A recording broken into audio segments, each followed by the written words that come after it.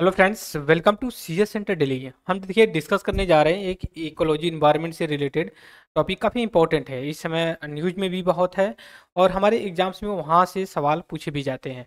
तो हर एक पॉइंट्स और हर एक जो कि टॉपिक पे हम अपने लेक्चर को अपडेट रखना चाहते हैं।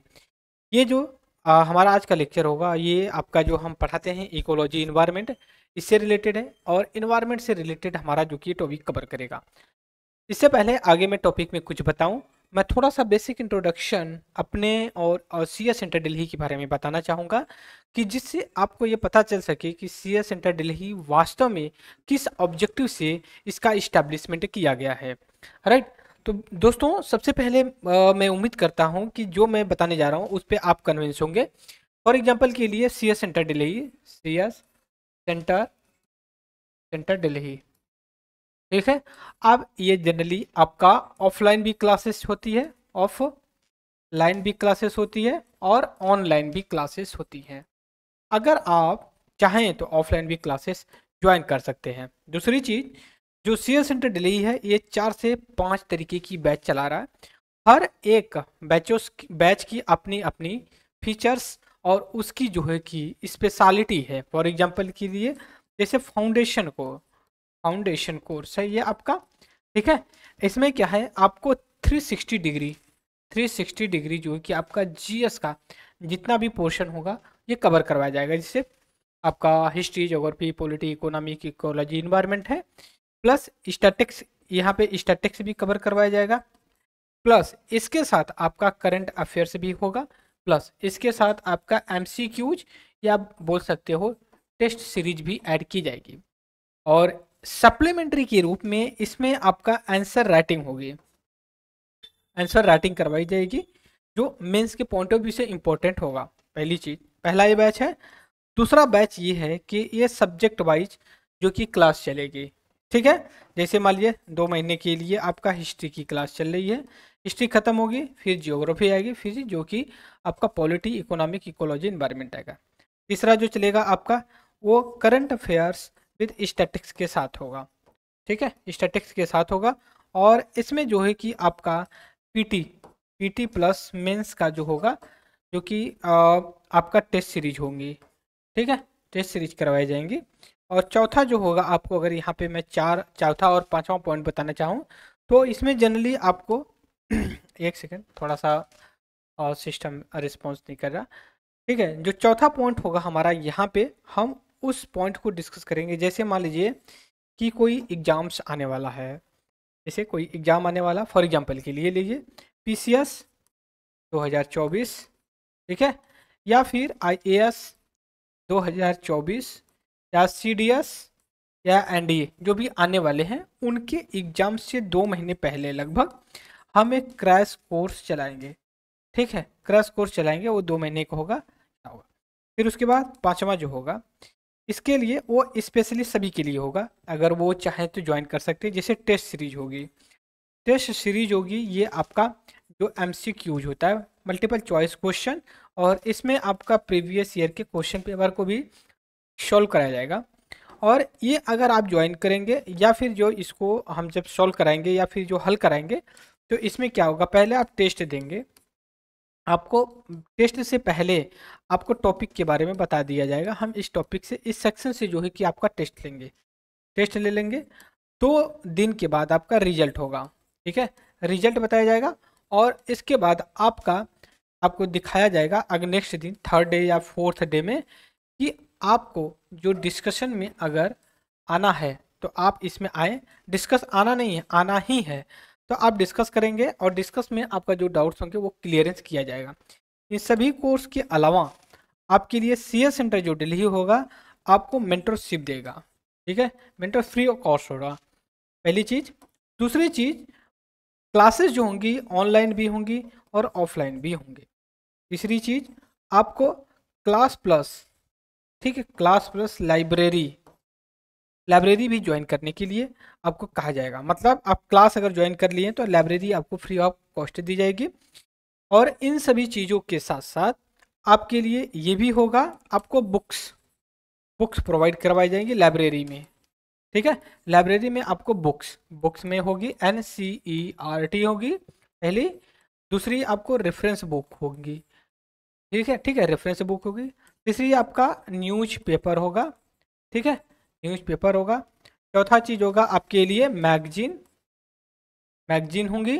और पांचवा चीज होगा आपके लिए PDF होगा आपका, जो करना चाहे।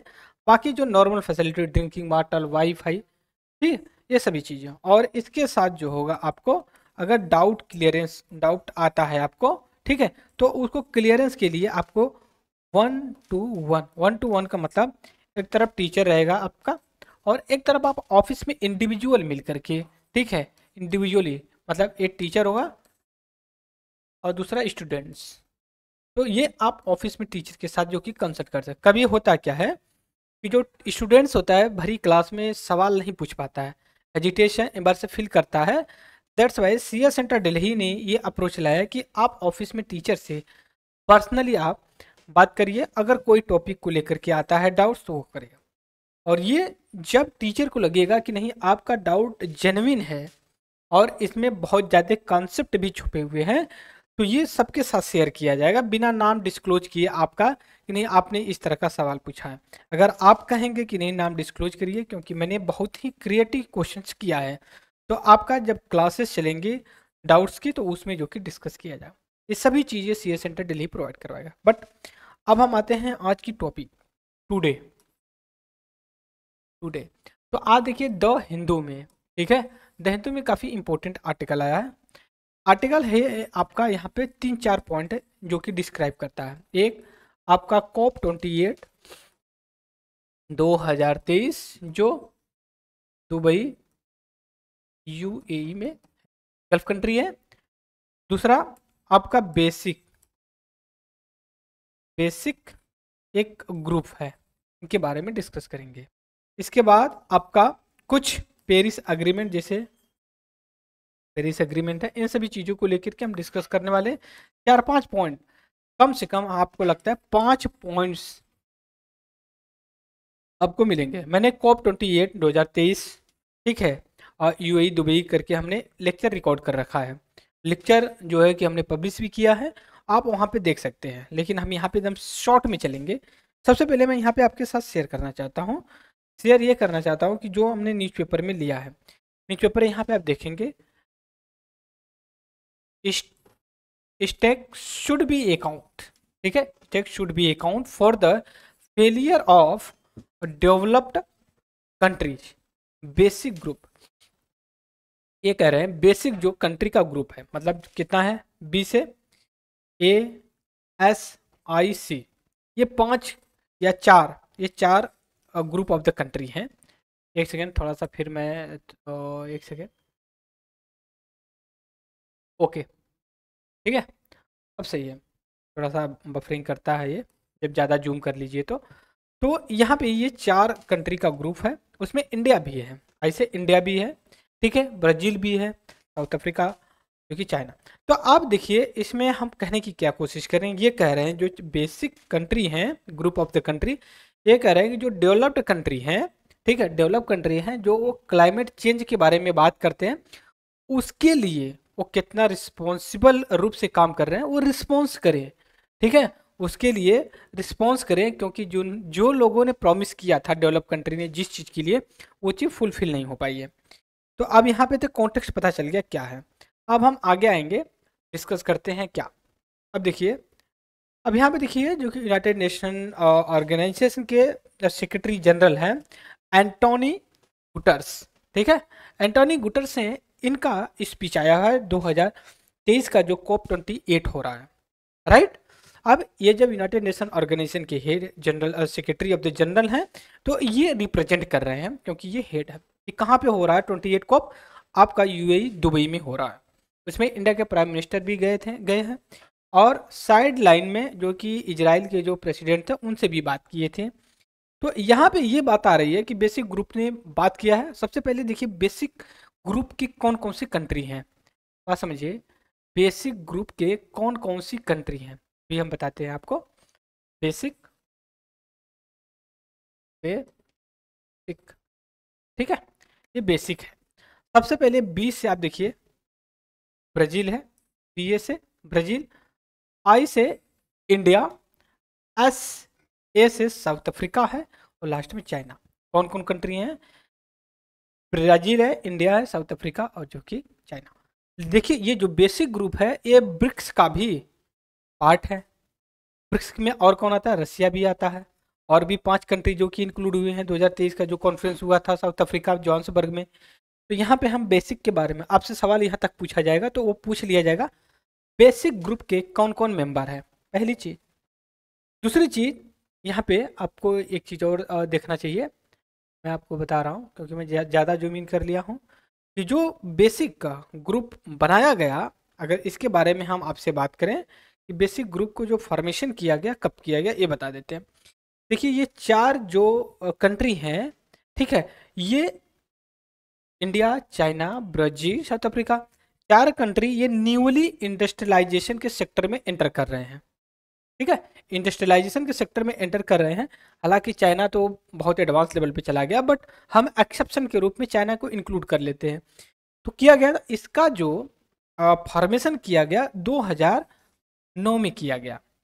बात समझ रहे हो? इसका इस्टेब्लिशमेंट 2009 में किया गया। तो अब यहाँ पे आप कंफ्यूज होंगे। लार्जली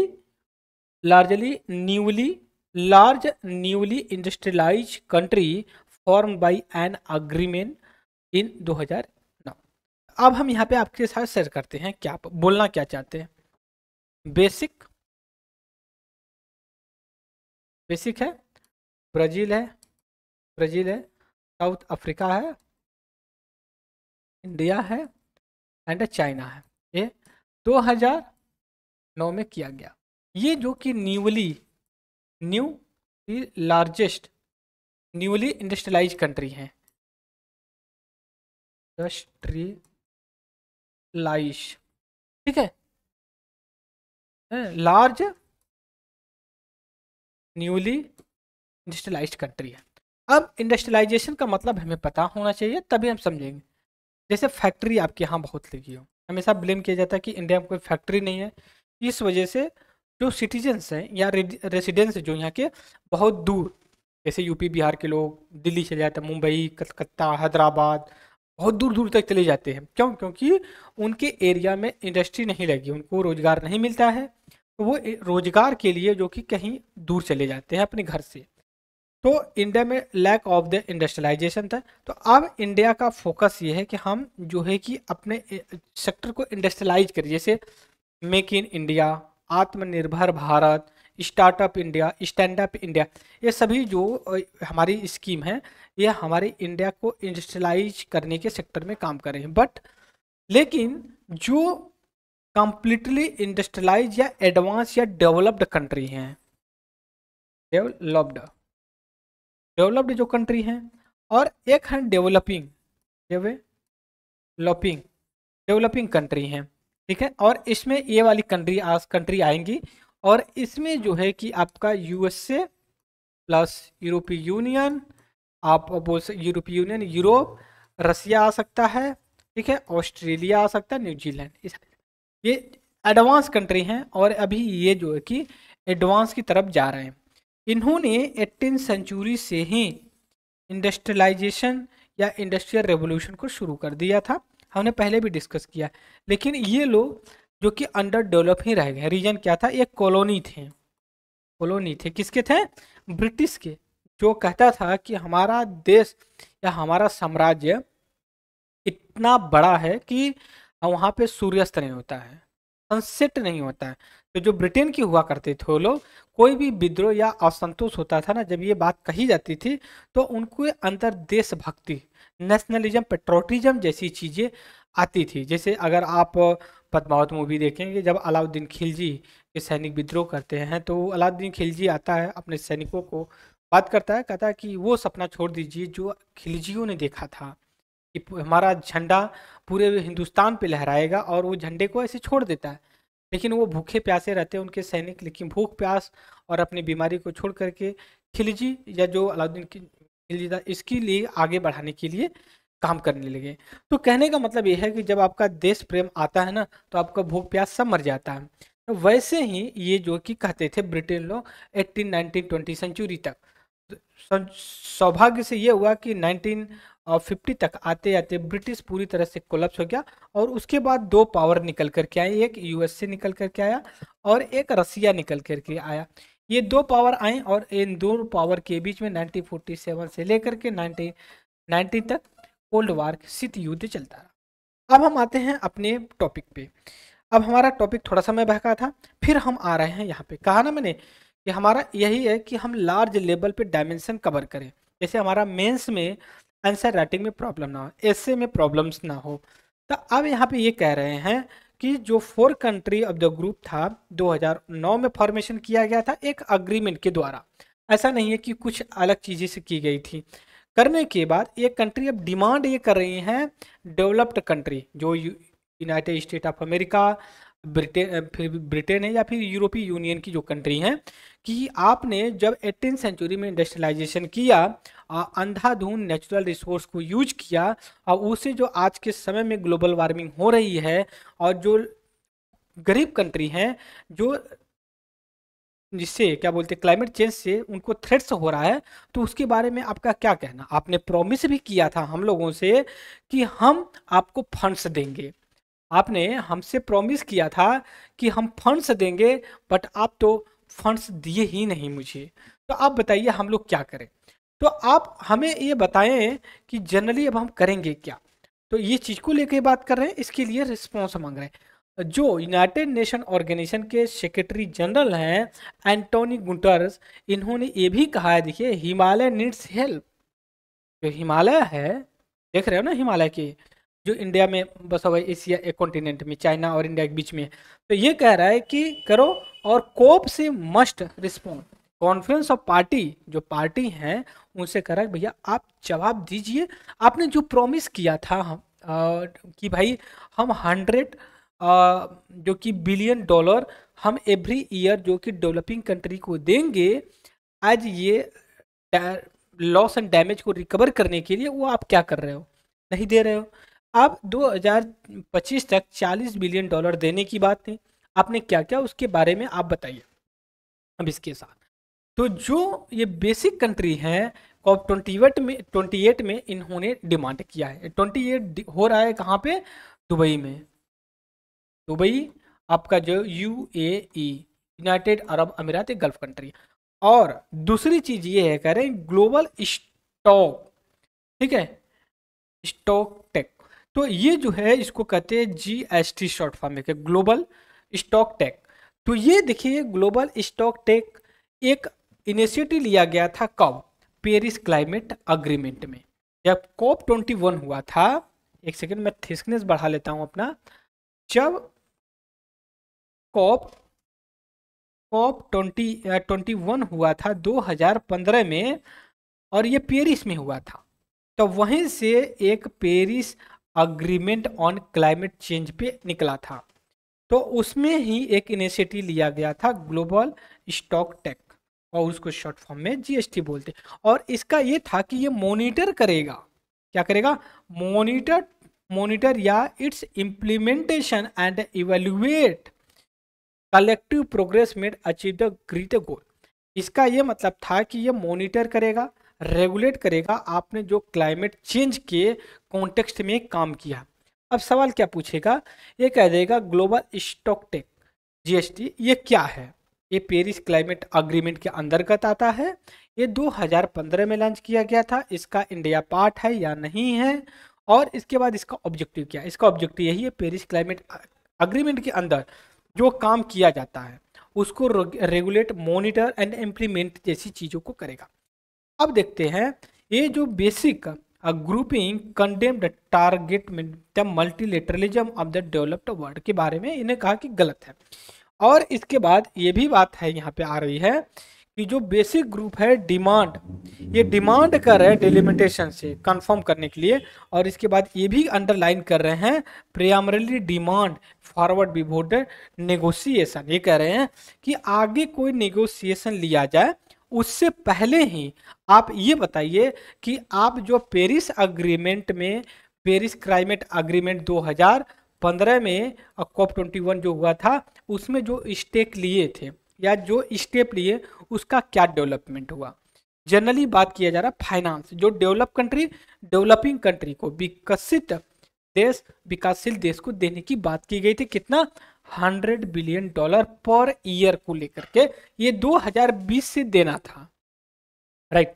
अब इसके बाद आते हैं कि ये जो अभी हो रहा है, ठीक है, जो कॉन्फ्रेंस हो रहा है इसमें मोर देन 198 कंट्री और मोर देन 1 लाख डेलीगेशन मतलब पर्सन इसमें पार्टिसिपेट कर रहे हैं।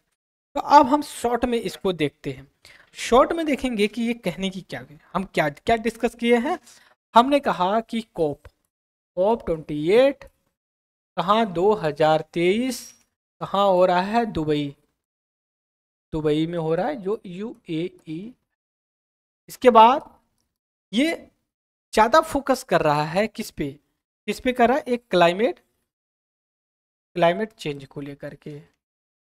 और जो मेजर स्टेप लिया गया था फॉर क्लाइमेट चेंज के लिए वो 2015 में जब COP 21 हुआ था, ठीक है, कहाँ? पेरिस में। और पेरिस में ही पेरिस क्लाइमेट अग्रीमेंट आया हुआ था, ठीक है। और इसी में आया था ग्लोबल स्टॉक टेक, ठीक है। और ये पेरिस क्लाइमेट अग्रीमेंट में ही आया हुआ था। और इसके कॉन्टेक्स्ट में जो बेसिक कंट्री हैं, ठीक है, बेसिक कंट्री में क्या है? ब्राजील है, इंडिया है, साउथ अफ्रीका है, फिर इसके बाद चाइना। ये 4 कंट्री, इनको 2009 में बनाया गया था। ये कह रहे हैं इस पे क्या क्या काम किया गया, किसके द्वारा? डेवलप्ड कंट्री के द्वारा, ठीक है। और ये क्या करेगा? ये पेरिस क्लाइमेट अग्रीमेंट के इम्प्लीमेंटेशन एंड रेगुलेशन जैसी चीजों को, स्पेशली फाइनेंस, ठीक है, क्योंकि $100 बिलियन पर ईयर देने की प्रॉमिस किया था। कौन? Develop country. किसको? डेवलपिंग कंट्री को। इस चीज को लेकर के हमने बात किया और ये चीज आपके दिमाग में घुस जानी चाहिए। क्या घुसनी चाहिए? क्या क्या इसको आपको जरूरत है कि नोट डाउन करना। पहली बात, COP 28 कहाँ पे हुआ? दुबई में, पहली चीज।